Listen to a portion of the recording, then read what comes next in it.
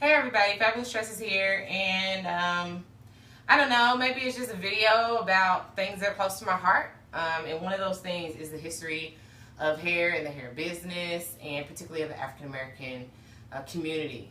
So of course that brings to mind Madame C.J. Walker, and if you are not familiar or have heard, she actually, her descendants have come out with a new hair care line that is specified for natural hair.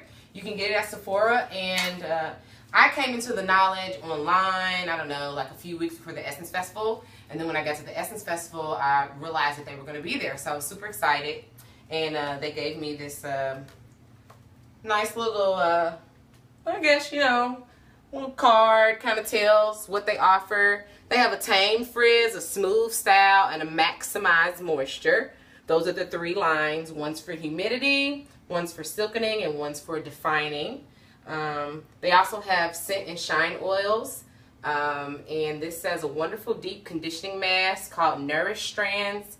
All of their products are available exclusively at Sephora, okay? So they gave us some samples, pretty cool samples. If you ever see them out, give them a shout out. You know, she's like our roots. She's the reason why we spend $9 billion a year on hair products. She was the first, and she deserves respect. A couple years ago when I went to the hair show, as we know, Brown Brothers got everything.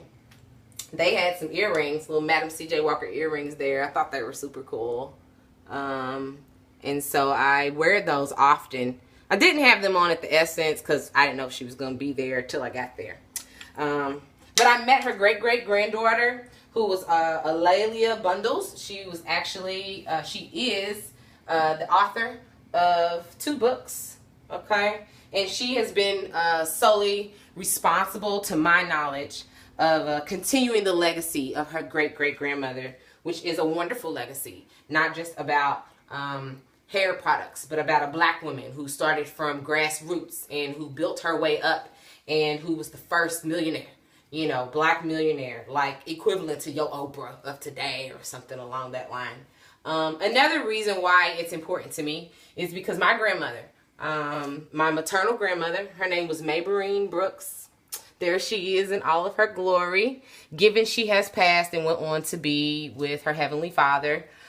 She was a hairstylist, very, very proud hairstylist. She owned Brooks Salon in Louisville, Kentucky. And she was very well known for hair extensions, making her own wefts. There are still some hairstylists today that I keep in touch with, older hairstylists, you know, that I keep in touch with that are now retired. They have fond memories of my grandmother and said that she taught them a lot just about being proud of what she did and her professionalism and her devotion to her craft. These are some examples of mementos that I have of my grandmothers. So this picture here is a picture of her receiving her Bachelor's of Arts, or what was equivalent to her Bachelor's of Arts, from the National Institute of Cosmetology in Washington, D.C. We can open it up here. Uh-oh, dropped it. Sorry, y'all. I get a little shaky when I talk about the people that I love. This says commencement exercises, National Institute of Cosmetology of the National Beauty Culturist League, Incorporated. I do know that there is still a Beauty Culturist League here in my city. I'm not a part of it. I should probably look into that, shouldn't I? So anyway, just, you know, little mementos. This is her ledger from her years, a few of her years of her business. She has all kinds of cool stuff in here, you guys. She had somebody for plumbing and heating and air, just like anybody else who owned a business. Repair beauty shop equipment, a Mr. Howard there. Light and gas company, so on and so forth. We can kind of flip through.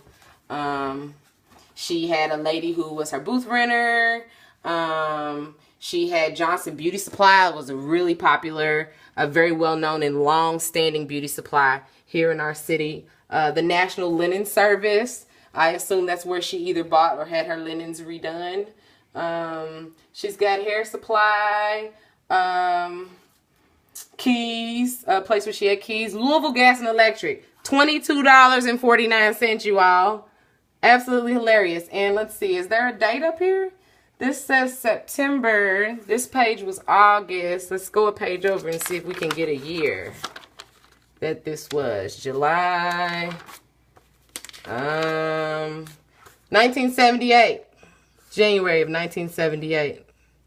So, really interesting information here. My grandfather, before he passed, realizing that I was going into the business, he always told me that my grandmother would be so proud.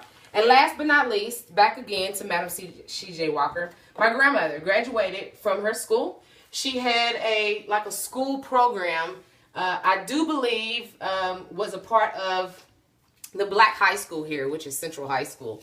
And I'm not exactly sure how the course of study was all about. But this is her diploma. And at the Essence Festival, when I was talking to her great-great-granddaughter, I was explaining to her that I was super proud of my grandmother and that she had graduated from the Madame C.J. Walker School of Beauty Culture. And when my grandfather gave this to me, I just remember being really proud. It's dated Louisville, Kentucky, September 13th, 1949, and actually still has the original seal. The president was May Walker, who was, I do believe, the grandmother of Alelia. And it says Violet Davis Reynolds was the secretary. So, if you can any of these people, like, hey y'all, just like really, it's important to me that we remember this, that we take pride in that many people worked hard to get us where we are. That's about it. I'm Fabulous Tresses. Thanks for watching, you guys.